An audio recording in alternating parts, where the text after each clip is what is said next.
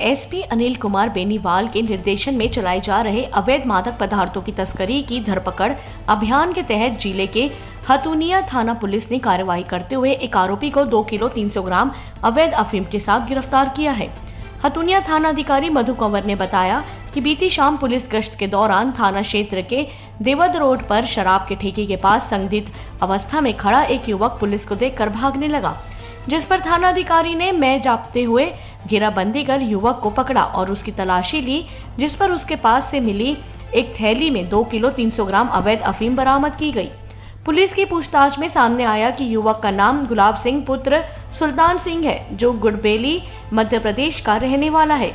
Police ने युवक को गिरफ्तार कर उसके पास से 2 किलो 300 ग्राम अफीम जब्त कर अग्रिम अनुसंधान शुरू कर दिया है। पुलिस यह पता लगाने में जुटी है कि युवक यह अफीम कहां से लेकर आया था और कहां भेजने वाला था। उक्त कार्यवाही में पुलिस अभी और भी कई अहम खुलासे कर सकती है।